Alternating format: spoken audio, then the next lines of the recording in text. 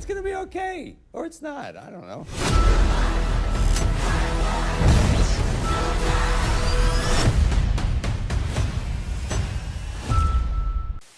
Gore Verbinski, at least in my opinion, is a fascinating figure in modern Hollywood. While he rarely ever gets brought up in the conversation of best directors, he played a notable role in shaping what blockbusters looked like back in the 2000s. And while his style has been criticized in the past for being narratively overcomplicated and weird for the sake of weird, he does have one film in his catalog that is effectively flawless and ensures that no matter what he puts out, people will talk about it. That film being the original Pirates of the Caribbean from 2003. It's a masterclass of narrative and visual setup and payoff. It beautifully meshes choreography and cinematography together for its action sequences. Its score has effectively become the cultural shorthand for anything related to pirates, and it has a god-tier level casting decision in Johnny Depp as Jack Sparrow. Any criticisms I have of the film are purely based on what came after the fact. The franchise's drop-off in quality was almost immediate, it stuck around for far too long, and Depp's many scandals in recent years have left a scar on his acting career. As for Verbinski, he's only done 4 films since his Pirates trilogy wrapped. Rango was visually interesting while being a little too full of itself. There's not enough time in the day to go over all the reasons The Lone Ranger didn't work, and I happily skipped A Cure for Wellness, though it did manage to get Mia Goth in the horror genre long before she teamed up with Ty West. And now, nearly a decade later, Verbinski is back with Good Luck, Have Fun, Don't Die, a new sci-fi film that brings together the best and worst of his tendencies as a director into an angry, disjointed, yet somewhat well-meaning thrill ride. My initial reaction to the film was that Verbinski must have been watching quite a bit of TV in his time away from filmmaking. While the comparisons to films like The Terminator and 12 Monkeys are obvious, the casting, character details, and themes all have traces of Ted Lasso, Atlanta, Better Call Saul, The White Lotus, Rick and Morty, and a big helping of Black Mirror. The film centers around Sam Rockwell as a disheveled and slightly deranged man from the future who has come back to the present day to try and stop an all-powerful AI from destroying humanity. In order to achieve that, he needs to disrupt the AI's initial launch and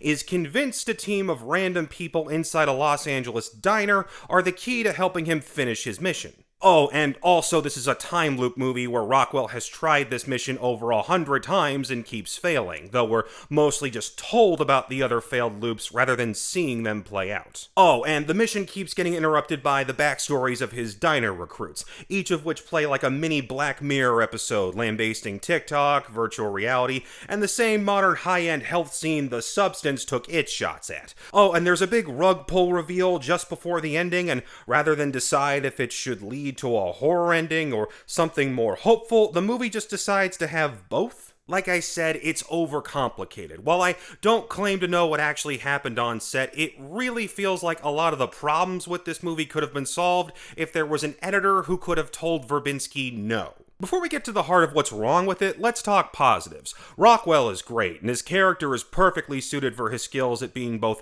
achingly sincere and sardonically unhinged. Despite the audience being hit with so many random visual quirks, Verbinski's mastery of setup and payoff is as strong as ever. And ultimately, the film's heart seems to be in the right place in its disdain for artificial intelligence, though that also brings us to its biggest flaw. Verbinski is 61 at the time of the film's wide release, and the movie can't help but feel like the creation of a middle-aged man full of rage at certain aspects of modern-day living, though it doesn't quite know where to direct that anger. Outside of a great joke at Amazon's expense, the film never dares to point the finger at the companies and tech moguls currently attempting to expand AI's prominence across so many industries, choosing instead to lay the blame at the feet of the current young generation, while also offhandedly declaring that the AI singularity is some sort of inevitability. Right.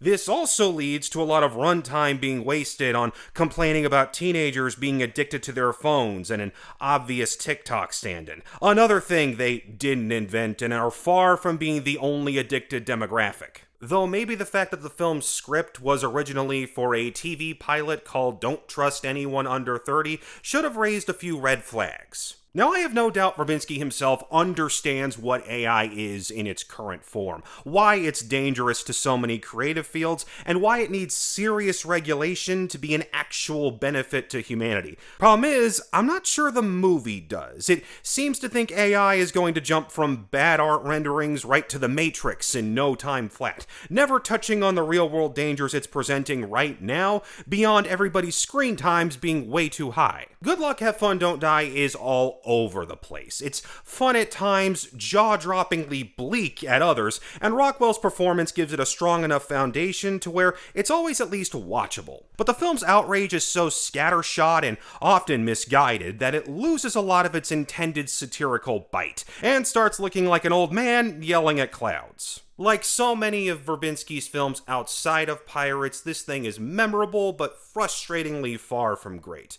But what did you guys think? Have you seen this one? Let me know your thoughts down in the comments. Like, share, and subscribe. Thank you for watching. I'll see you guys next time.